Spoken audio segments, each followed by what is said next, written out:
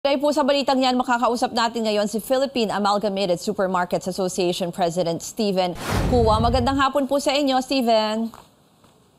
Yes, magandang hapon sa iyo, Ruth. Yung binanggit kanina dun sa report ni Kari, no, sabi nyo hindi agad mararamdaman yan sa ibang groceries. Kamusta ang mga monitoring nyo sa inyong mga miyembro ng mga supermarkets?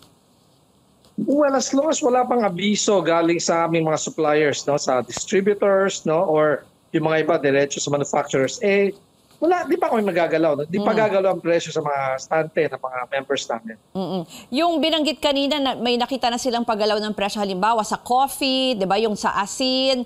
Pero may mga pending pa. Ano pa ba yung mga ibang produkto na pwedeng tumaas ang presyo?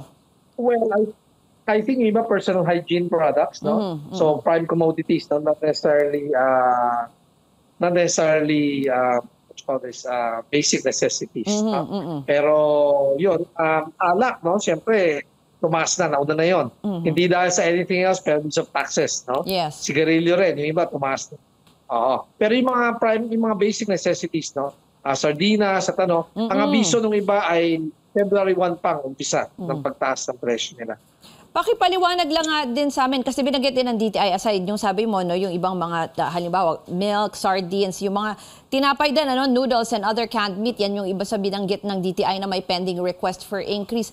Pakipaliwanag lang nga din muna sa atin, bakit ba kailangan ulit magtaas ang presyo ng mga bilihin? Cost of production, no? Yun ang tanong ng iba, shrinkflation ang pinag-usapan, no? Dumiit yung content, tumaas pa yung presyo. Well, it's because of the cost of production, no? Yun na, kailangan magtaas ang presyo ang mga manufacturers para mahabol din ang mga kanilang gastusin, no? So we're talking increase in cost of power. Pag-ibig Fund, I think, no, mayroong pending increase din, di ba? Aside from salary increase last year, di ba? So may mga increases talaga in cost of production and the inputs, no, in production, and yun. Because of that, syempre, natural, kailangan ding may mga hiniram na pera din sa bangko mga kumpanya to, kailangan bayaran ng interest, no? So kailangan din magtaas ng presyo. Steven, nabanggit mo na kasi tatanungin din nga kita dyan sa shrinkflation kasi may pahayag din ng Trade Department na parang pinapayagan naman yan. Ibig sabihin, no, imbis na magtaas ng presyo, liliitan na lang yung serving, halimbawa, or yung size ng product, no? At may mga certain conditions kasi sila. May napansin ka na ba na ganyan sa mga certain products? Ako napansin ko personally, may ilang restaurant na ganyan, halimbawa, maliit na yung serving nila doon sa drinks or doon sa food. Meron, no? Kahit sardinas, no? Kung di nyo napansin, hindi lang naman lumiit or kumonte yung laman, nakalagay naman doon sa label, packaging, no? Na lumiit ang size. Yes, Not only that, may na-retain rin nila yung original size. So, pwede kang mag-compare, no? Hindi naman tinanggal yung original size dati. See? So, mas mura ng kaunti, yung mas maliit na size for those who cannot afford the regular size na sardinas, no? Example, sardinas, ganun pala yun. So, nagbibigay pa rin sila ng option na kung gusto nyong ito yung original price, mas maliit na lang. But you have the other regular. May ganun pala, no, for certain products. Ang abiso ng Trade Department, ang abiso ng Trade Department, yung binanggit mo na dapat nakalagay sa packaging yung weight, at saka parang titiyakin na hindi naman ginawa yan for profiteering, no, at justified. Correct. At hindi nabawasan ng quality, no? Kasi yung iba, nagbawas naman ng quality. Quantity, binawasan pa yung quality, di ba? So, dapat pareho pa rin yung laman at hindi nag-iba yung sangkap. May mga nagrereklamo ba sa inyo na may na-monitor ka dahil dito sa ganitong shrinkflation? Wala.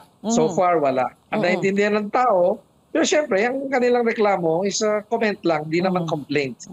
Comment lang na, naku, hirap ng buhay. Kumbaga, tumaas na yung presyo, lumiit pa yung laman. No? So, pahirapan. Talagang doble higpit ng sinturon. Siguro huli na lang, ano bang maipapayo mo sa ating mga mamimili dahil para makapagtipid lalo na ngayon, may variation ba sa mga brands? At ngayon, yun nga, may pending pa na more than 50 products na gusto magtaas ng presyo with the DTI.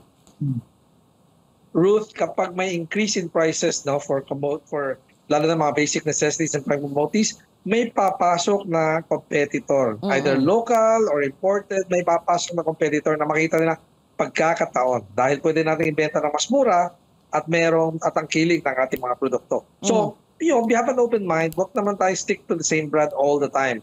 It's not bad as long as you can afford it. Pero if you cannot afford it, try out other brands. No? Marami dyan at maraming good buys na hindi alam ng tao at napupunta lang sa mga kilalang brand, which is not wrong. But again, makakatipid kayo na para kasya swak sa inyong budget. Yung ginagawa ng iba, bulto-bulto mamili, Steven. Mas nakakamura ba pag ganon? Yes. Minsan, hindi parate, bro. I'm just telling you. So, kailangan pag-aralan, no? So, hindi parate. Not always. Naalala ko Most lang, of the time, yes. Okay, naalala ko lang, Steven, kasi kanina dun sa report ni Caricator, may binanggit din siya na may iba na mas mataas sa SRP. Pag mga ganyan, kasi alam ko may certain percentage lang na pwedeng ilayo doon sa SRP. Saan pa pwedeng mag-report? Ano bang pag ganyan sa inyo sa mga supermarkets? Sinasabi, nirereklamo ba yan ng mga mamimili?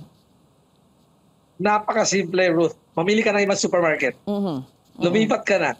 Diba? Yun lang. I mean, as simple as that. No? Of course, hindi naman kailangan siraan yung supermarket, no, na mas mahal ang benta. Pero may choice. Pwede ka naman mamili sa ibang supermarket. Doon ka mamili para mas sulit. Swak. Diba? When you say sulit, di pinakamura. Ha? Sulit yung pinakaangkop sa pangangailangan mo at bagay sa iyong budget. Pagdating dito sa shrinkflation, yung sinabi mo wala namang nagrereklamo eh. So parang may appeal ka ba sa mga mamimili na ito naman din yung yung may binibigyan naman din sila ng option para dito sa mga produkto? Alam mo, Ruth, napakatagal na ng shrinkflation na yan. Alam mo, di lang napansin na to. Alam mo kung paano? Ang ating mga sachets, di ba parang shrinkflation yun? Yung dating di naka-afford ng malot na sa bote, nasa sachet na binibili. Although shrinking of packaging yun, hindi shrinkflation. Dahil hindi naman tumaas ang presyo. Dahil wala, it doesn't exist before. Oo. Pero lumiit ang packaging natin. Tayo lang sa mundo may ganung mga klaseng packaging na napakaliit. Okay, maraming salamat sa ibinahagi niyong impormasyon si Philippine Amalgamated Supermarkets Association President Steven Cua.